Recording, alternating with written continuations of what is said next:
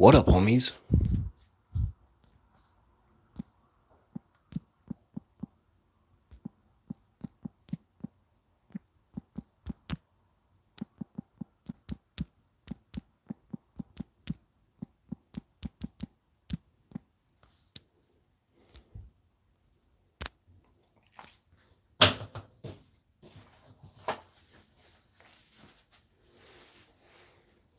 Today on the show, we're talking about complete scum, Peter Nygard.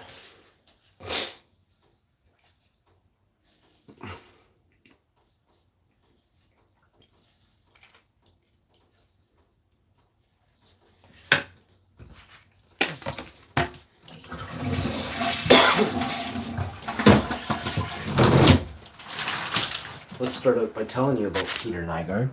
He was given the key to the city in 2008 by his good buddy, Sam Cates.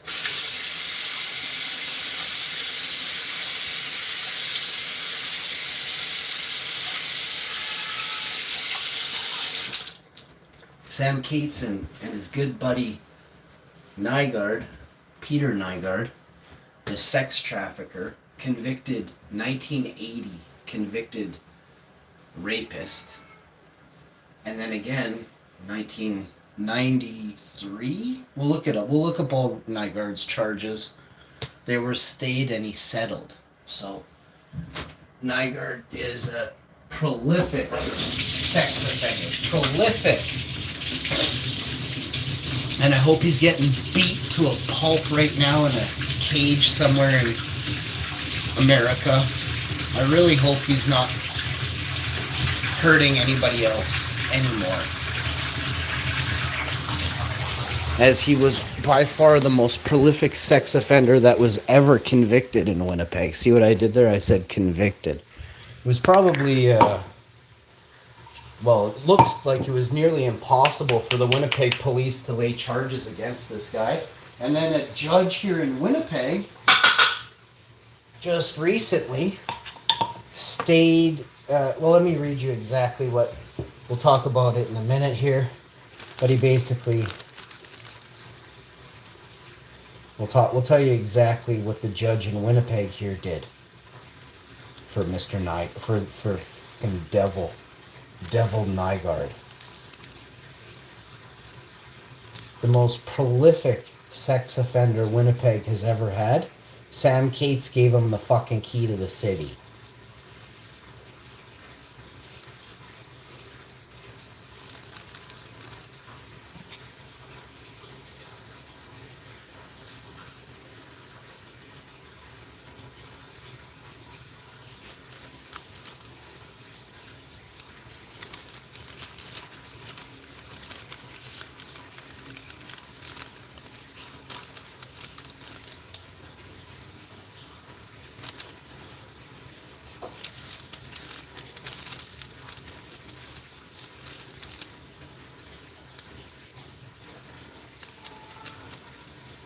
That worm gave him the key to the city. Come on.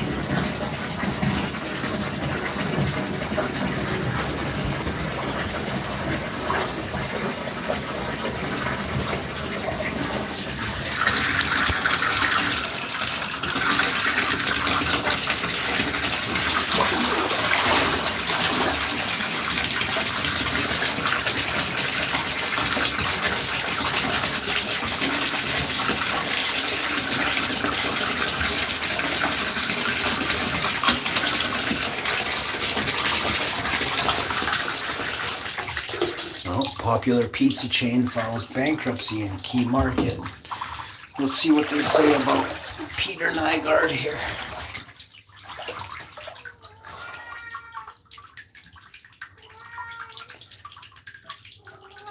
Come here, Tiggs.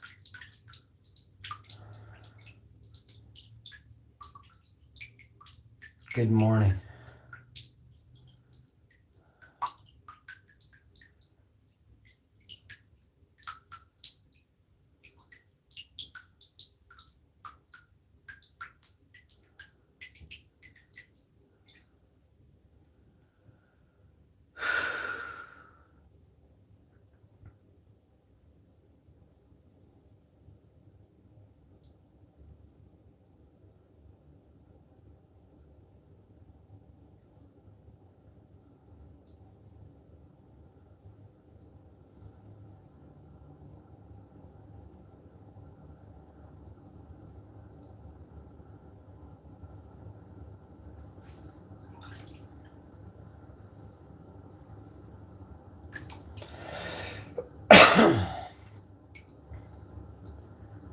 Doing another Bank of Canada interest rate cut here in 6 days on the 29th.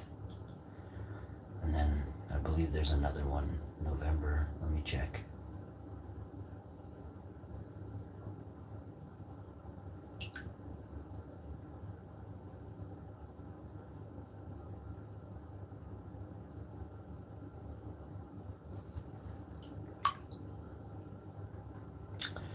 October 29th, and then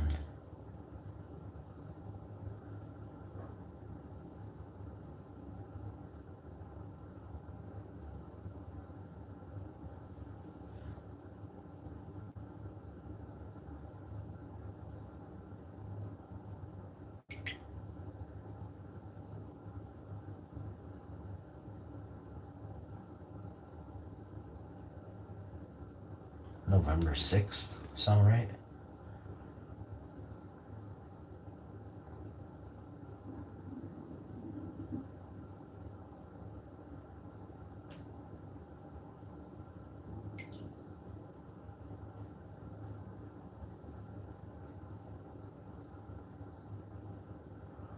Will mortgage rates go down more?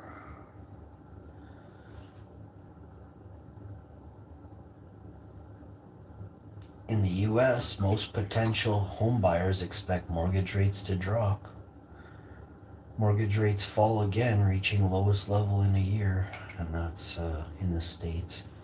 What will next Fed rate cut mean for mortgages, credit cards, and car loans? How low could mortgage rates fall by the end of 2025?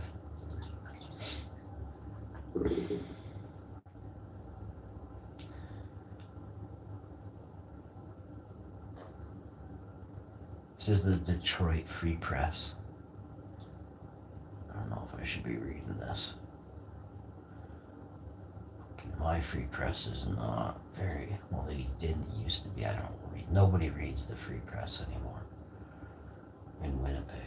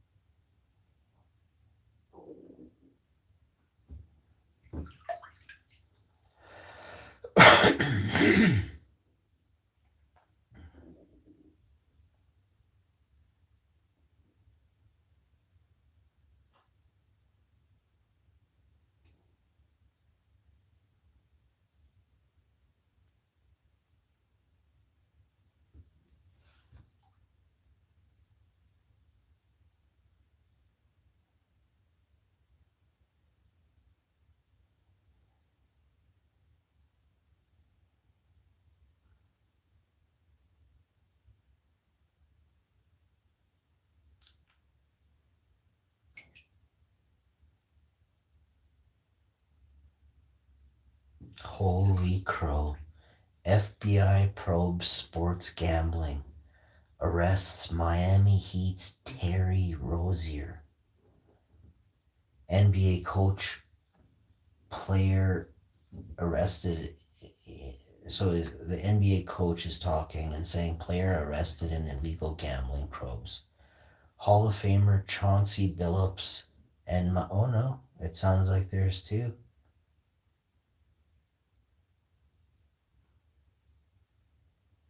Former NBA player Damon Jones arrested. NBA's Terry Rozier, Chauncey Billups among 31 arrested. Over 30 arrested in two federal gambling related investigations. Two separate illegal. Wow. I was playing poker against this guy. This was 15 years ago. And he's like, there's no gambling in the NBA. I'm like, yeah, for sure it's rigged. Like 100%. He's like, there's no way. It was like 6 days later, 5 days later, the NBA had gotten charged for something else. Let's try and find that. Like it's not the whole like players within the NBA. It's the same as. Do you remember what happened in the NHL with Rick Tocchet? Wayne Gretzky's wife, Rick Tocchet, FBI charges. Janet Jones, Wayne Gretzky's wife, was involved in a 2006 illegal sports betting scandal linked to former NHL player Rick Tocchet. Oh, but was never charged with any crime. What? Janet Jones, Wayne Gretzky's wife, was involved in a 2006 illegal sports betting scandal linked to former NHL player Rick Tocchet. Tocchet, however, later pleaded guilty to charges related to a gambling ring. To a ring. In February 2006, authorities in New Jersey unveiled Operation Slapshot, a multi-million-dollar illegal sports betting ring. The investigation implicated former NHL player and Phoenix Coyotes assistant coach, Rick Tocchet. So they had an assistant coach, right? This way it doesn't look as bad for, if it was the head coach, I mean, fuck. A New Jersey state trooper and other accomplices. What the fuck? Wiretaps and police sources revealed that Janet Jones placed wagers. Holy fuck, Janet Jones can't even fucking tie a hockey skate.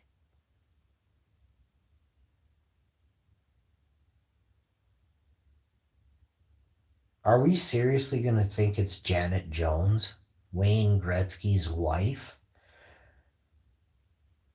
Wiretaps and okay. Wiretaps and police sources revealed that Janet Jones placed wagers through the illegal operation. Some reports claimed she bet as much as $500,000. That means that if she won, why didn't the IRS look at them for tax evasion? Like, this wasn't her first bet. Ultimately, Janet Jones was never charged with any wrongdoing by the FBI or New Jersey authorities. Under New Jersey law, simply placing a bet with a bookie is not a crime, though running or facilitating a gambling operation is. Jones's lawyer confirmed that she was cooperating with authorities as a witness.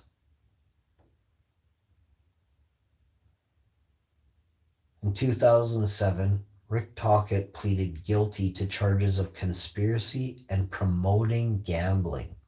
He received 2 years of probation and was temporarily banned from NHL activities. He was reinstated by the NHL in 2008 and later returned to coaching. The NHL invited him back with open arms after he was caught in a betting scandal. They invited him right back to the NHL. The Gretzky's response and fallout. The scandal caused significant media attention and put Gretzky's under a scope. When Wayne adamantly denied placing bets and distanced himself from the controversy, asserting his and his wife's innocence. Fuck. Well, Janet Jones was not charged. She and Rick Tocchet filed notices to sue the state of New Jersey for defamation in 2006, claiming loss of business opportunities.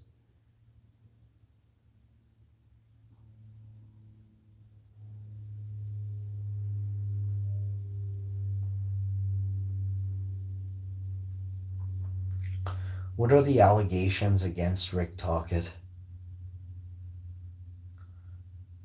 Did Rick Tocchet die? Obviously.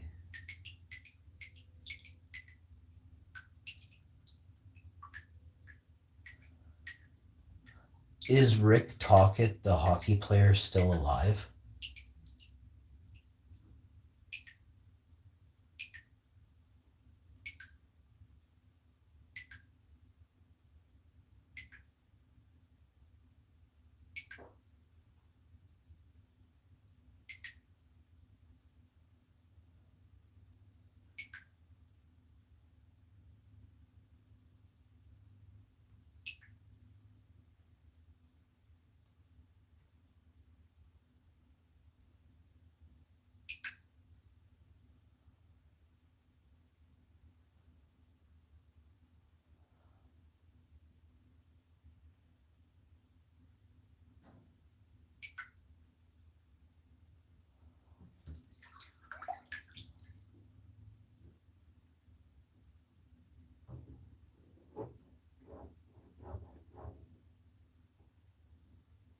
Fuck. Rick Tocchet's salary is Rick Tocchet's salary is $5.25 million per year. He signed a 5-year contract. Sounds like he got a pretty cushy do your time, get a nice place to be, eh? Rick Tocchet, the NHL player that went to jail. They don't like that name on the internet.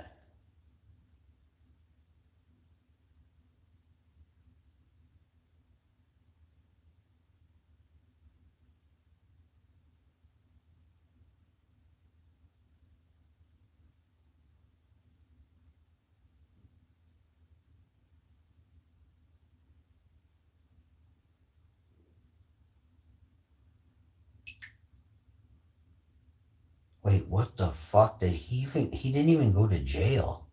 You gotta hear this. Rick Tocchet was not sent to jail. He pleaded guilty to 3rd-degree gambling charges. That's fucking crazy. 3rd-degree gambling charges in the fucking NHL. And still, why did the IRS not investigate him right after this? Rick Tocchet was not sent to jail. He pleaded guilty to 3rd-degree gambling charges in 2007 for his role in a sports betting ring called Operation Slapshot. We should look up how many black people in the US have 3rd-degree gambling charges if they all did not go to jail. You got to hear the sentence on what the maximum is on this. Rick Tocchet was not sent to jail. He pleaded guilty to 3rd-degree gambling charges in 2007 for his role in a sports betting ring called Operation Slapshot and was sentenced to probation. although the charges carried a potential maximum prison sentence of up to 10 years. How the fuck do you get probation? And we're talking about hundreds and hundreds of one person bet $500,000 into his betting ring. So he was running a multi-million-dollar per game illegal gambling operation, and the IRS never looked into him.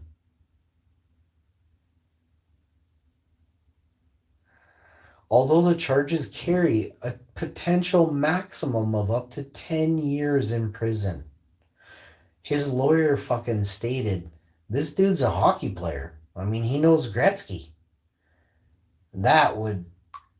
He said his lawyer stated that his guilty plea would ensure he received probation.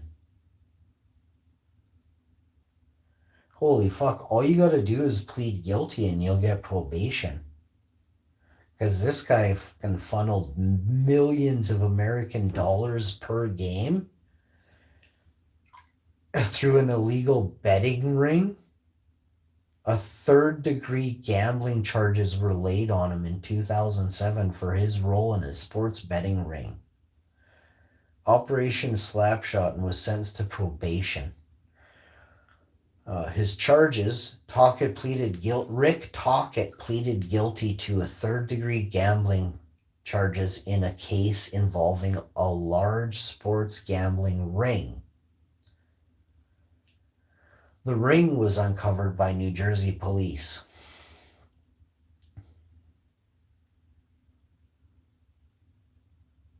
It smells really shitty right there.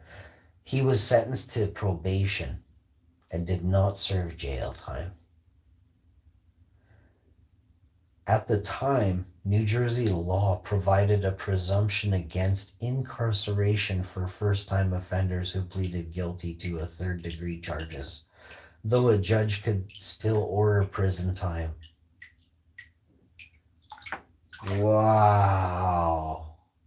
So the lawyer's like, I gotta get it, and the judge had the ability to do more based on the severity is how it works, right? Third degree gambling would be based off the amount of fucking money being gambled. Okay, I'm not stupid, I'm a genius. And you're telling me the amount of money being illegally funneled through an illegal betting operation, which he was charged with third-degree gambling charges. The judge thought to himself, what was the judge's name that gave Rick Tocchet probation instead of 10 years in prison?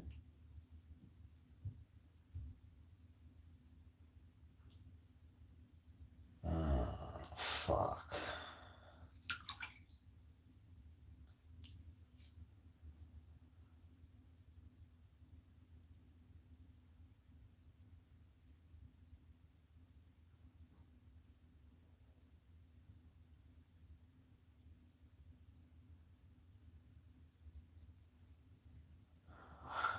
Oh, fuck.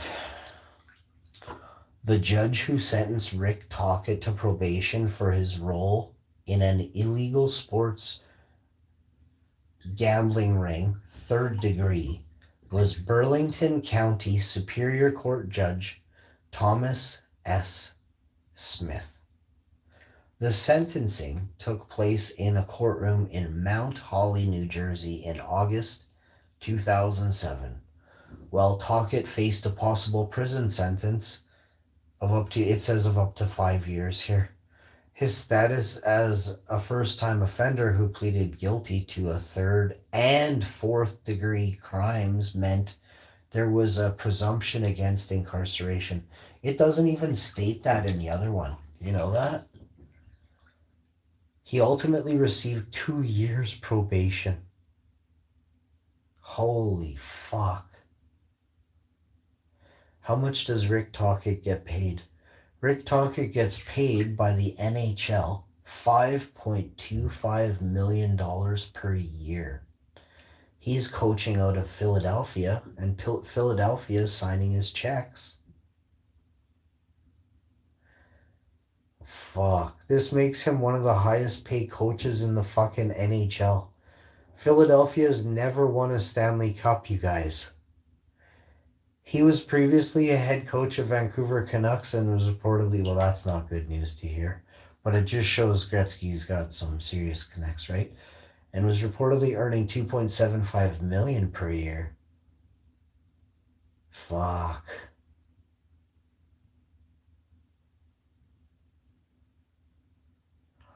Which team did Rick Tocchet coach for in the NHL after he was charged in 2007?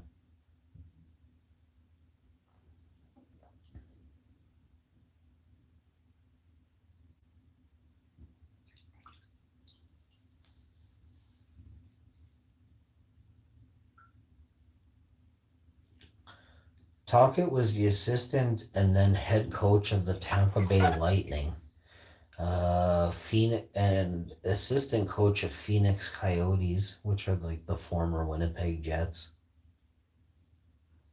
That's fucked up.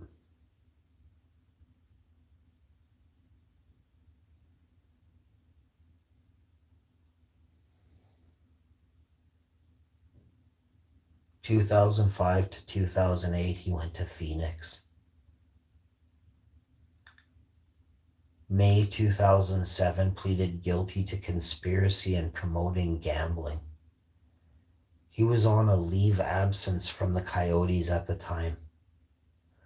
This fucking guy pled guilty to conspiracy and promoting gambling. February 2008, he was reinstated by Gary Bettman to the NHL following a 3-month suspension. Served as an assistant, interim, and eventually head coach for Tampa Bay right after that. Tampa Bay, Florida paid him from 2008, 2009, and 2010. They quickly fed him money to get him back up on his feet, eh? Fuck. I can see clearly now the rain is done. Yo, is Peter Nygard a convicted sex offender? Sex trafficker? Is Peter Nygard a convicted sex offender and sex trafficker and rapist?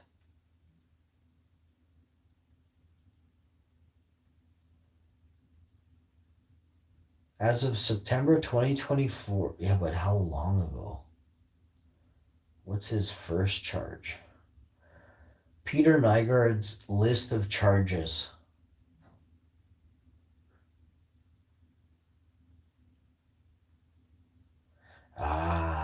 Toronto conviction. In November 2023, an Ontario court found Nygard guilty of 4 counts of sexual assault for offenses committed against women and a teenage girl between the 1980s and the mid-2000s.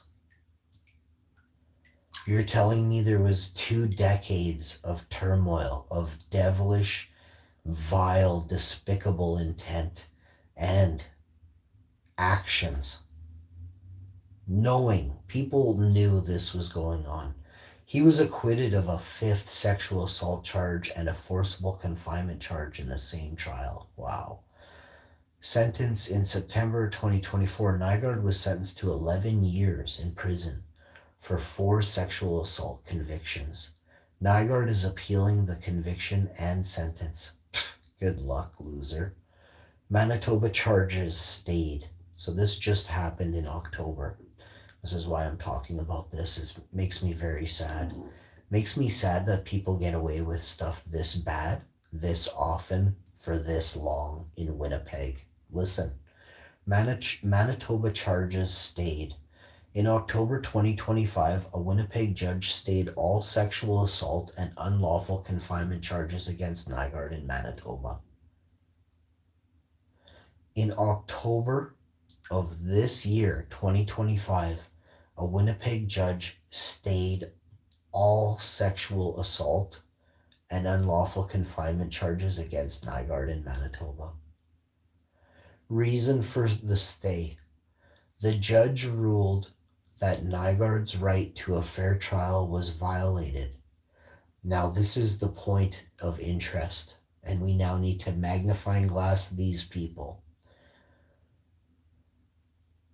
Reason for the stay. The judge ruled that Nygard's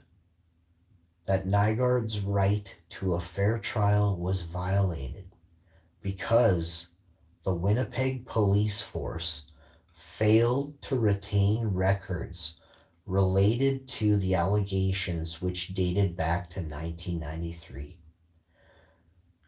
It was too hard for them to put a file on one of the most sadistic rapists in Canada, and the police didn't keep a file on him because, well, do you know who Nygard was? He had a key to the fucking city of Winnipeg, given to him by Sam Cates, the mayor.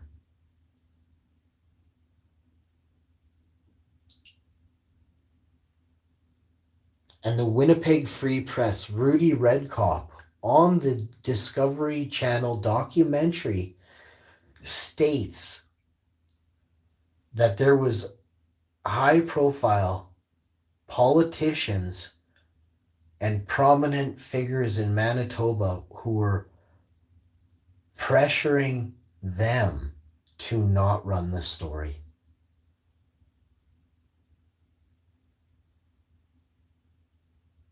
That's in episode 1 of Discovery Channel's documentary on Peter Nygard. Episode 1. Reason for the stay.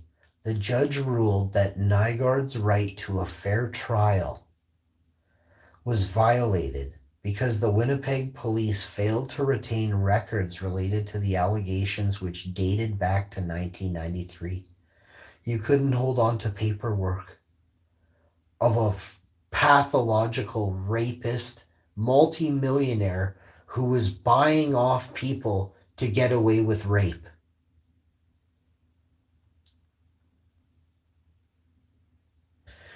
The case involved a woman who alleged she was sexually assaulted and unlawfully confined at Nygard's corporate headquarters in 1993. Police did not lay charges at the time, and records of the interviews were later lost or destroyed. So now we just need to know who is in charge of this investigation, who is in charge of the evidence locker in 1993, and we're going to build a case against them and help this woman get justice. The people all involved will be prosecuted and sent to prison. I'm not resting until I solve this case. It will take me one day. I'll begin now.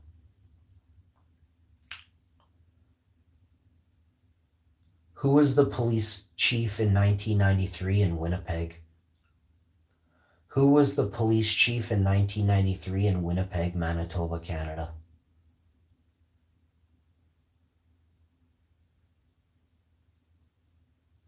Dale Henry, screenshot.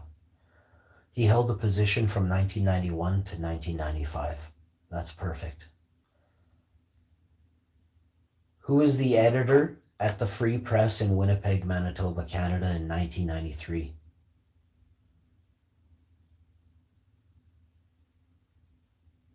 Under oath, we're going to put these people on the stand.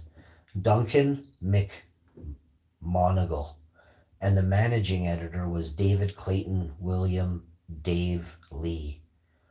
For part of the year, the leadership transitioned. I wonder why. What a funny year to be there. Duncan McMonigal served as the editor-in-chief from 1993 to exactly 1996. Interesting date here. Dave Lee was managing editor from 1990 until 1993. Interesting. So let's get both of those. We're going to have both of them up on the stand. These are serious. This is serious stuff here. Who was the officer that went to investigate the rape charges in 1993 against Peter Nygard?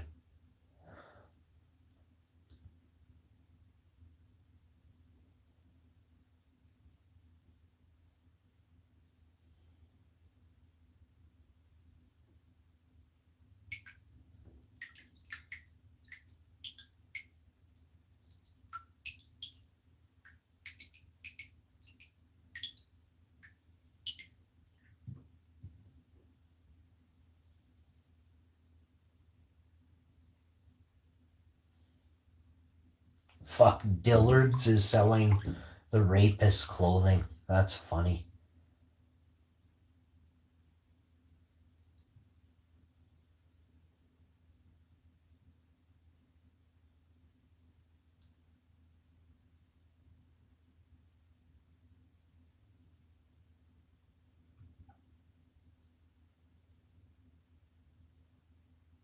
Sounds like diddlers, right?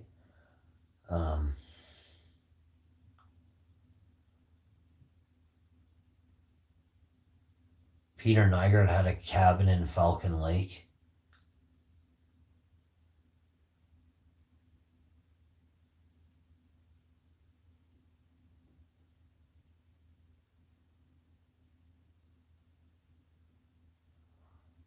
It's fucked up. I used to go there all the time when I was a kid. Not to this. I used to go to Falcon Lake. It's a bigger area. It's a decent sized area. You can Google it. I don't know how big it is. Maybe 50-kilometer area. Oh my God. Cottage in Falcon Lake reportedly owned by Nygard destroyed in fire.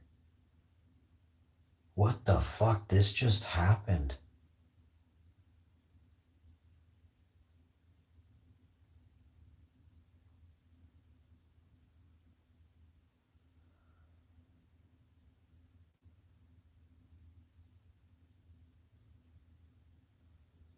Wait, what does it say?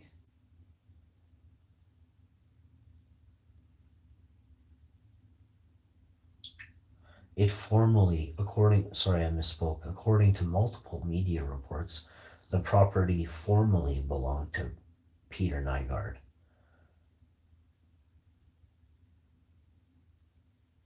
We have no idea when it changed hands.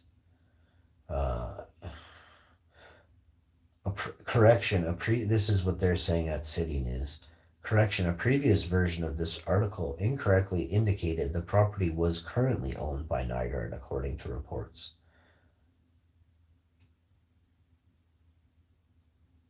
Holy shit.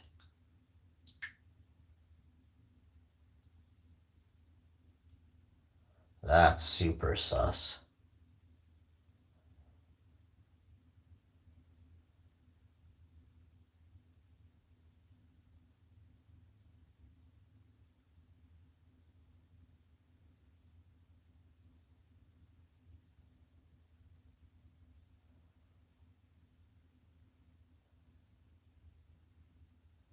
Did Peter Nygard have security?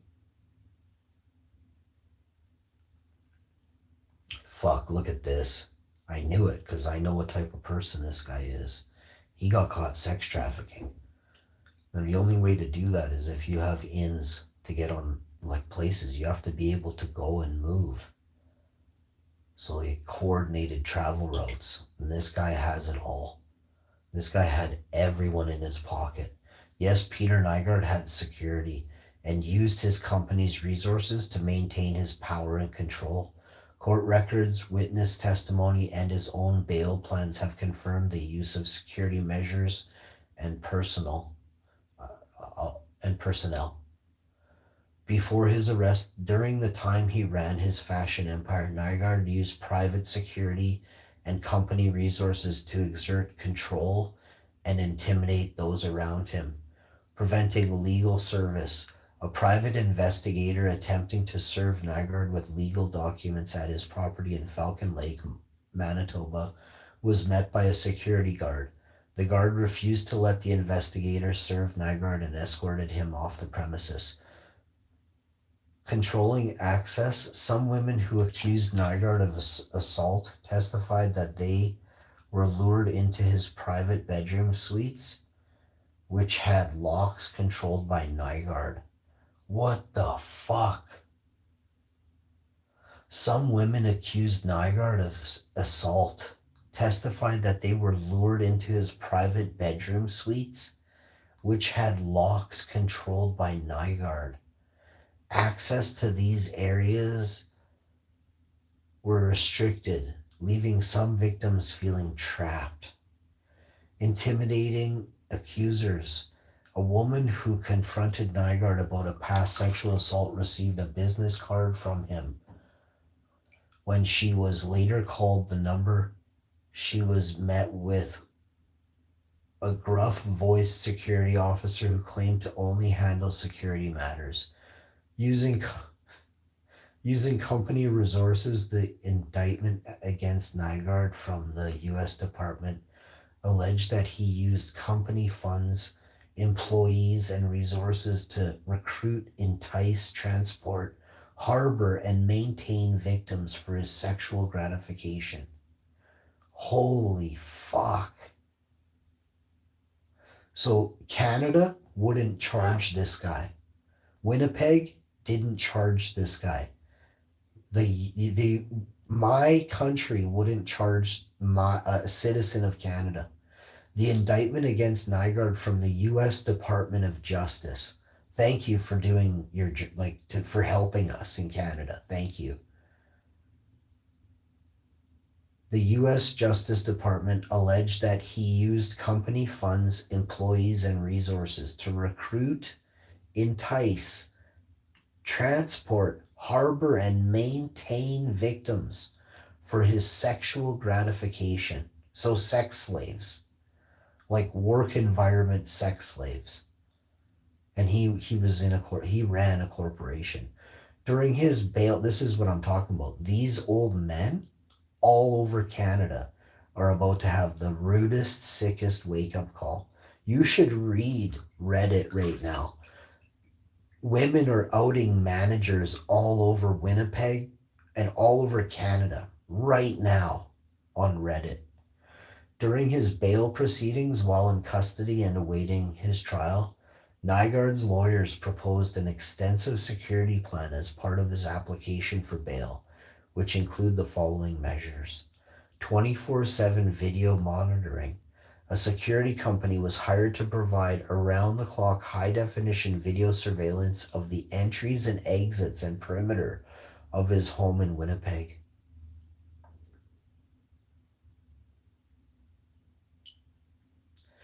On-site security.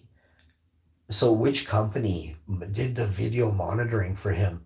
Because they would see the women come in, the women leave or not leave, right? So they would see people go in, but they would have the evidence that shows them not leaving. And for what reason? Well, I don't know, but they never left. You do the math. They never walk out on their own recognizance. And the perimeter of his home. So there's no fucking way that they wouldn't be able to see when they left, right? That's crucial in this case. On-site security. A security guard was stationed outside the house at all times. All of this is in an evidence locker in Winnipeg. But if it's not, then all of those involved in not holding the evidence on a serial rapist, on a sex trafficker. This is a demonic man who is harboring and protecting this guy from being caught, who is hindering these victims from telling their story and having the truth told. Device monitoring. His lawyers also hired a third party to monitor his phone and computers for any contact with witnesses. Monitoring phone calls. The bail plan also included a provision for Nygard's calls to be recorded and reviewed by a third party monitor. What the fuck? The judge ultimately denied Nygard bail, citing concerns about him being a flight risk and his potential for witness tampering. Peter Nygard bail decision delayed after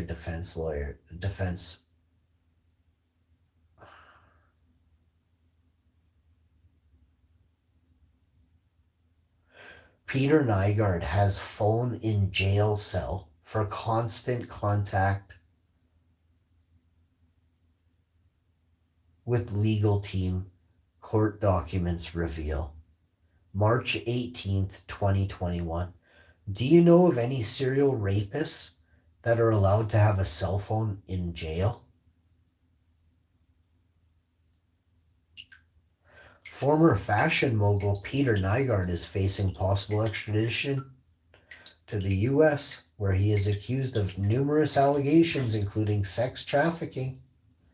Justice Jennifer, sorry if I say your name wrong, P. Hutzner, reserved her decision on Nygard's bail appeal Thursday morning. Peter Nygard has been given what no other inmate at Manitoba's Headingley Correctional Center has access to: a phone in his cell that he can use 16 hours a day. The 79-year-old fucker, disgusting rapist, has a TV, a plastic chair, 2 mattresses that he uses for his back, according to documents. So they gave this fucking freak a TV, a plastic chair, 2 mattresses, and who knows what else they gave him.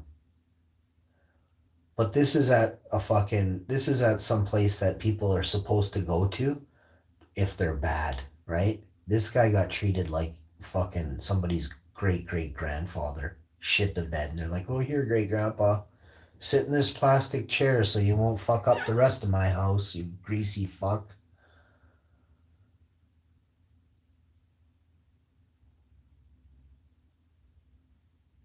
In an affidavit, Todd Schreier, assistant superintendent of security at Headingley Correctional Center, says Nygard has been given a cell phone, which he is allowed to use 16 hours a day.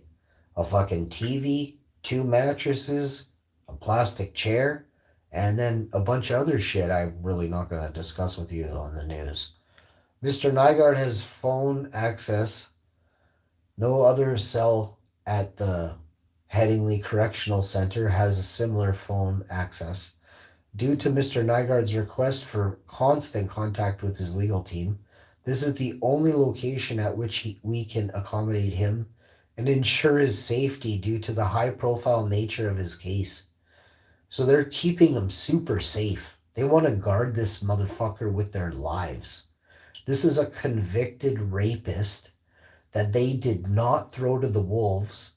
But just remember, if your kid's black or Métis, they throw your kids to the wolves.